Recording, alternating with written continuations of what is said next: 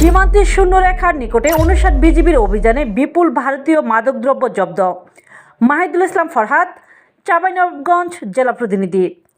চাঁপাইনবাবগঞ্জ জেলার শিবগঞ্জ সীমান্তে মাদক চোরাচালান বেশ ভালোভাবে প্রতিহত করছে মহানন্দা ব্যাটালিয়ন।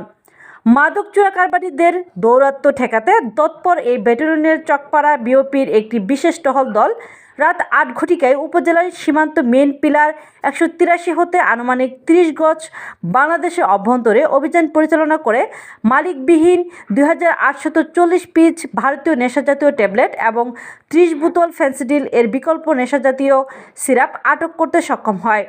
তবে চোরা কারবারিরা টহল দলের ধাওয়া খেয়ে মালামাল ফেলে পালিয়ে যেতে সক্ষম হয়। আটক মাদকদ্রব্যের বিষয়ে বিজিবির পক্ষ হতে আইনি প্রক্রিয়ার কাজ চলমান। প্রসঙ্গত, এই ব্যাটালিয়ন বিগত ২ মাসে সীমান্তে অভিযান চালিয়ে এ যাবৎ ২০০০ বোতল ফেন্সিডিল এর বিকল্প কয়েক ধরনের নেশাজাতীয় সিরাপ এবং ২১,০০০ পিস নেশাজাতীয় ট্যাবলেট আটক করেছে।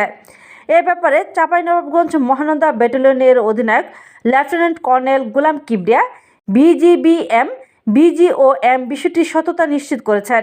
তিনি বলেন, সকল প্রকার মাদক চোরাচালান প্রতিরোধে বিজিবির সর্বাত্মক প্রচেষ্টা অব্যাহত রয়েছে, যা ভবিষ্যতেও চলমান থাকবে।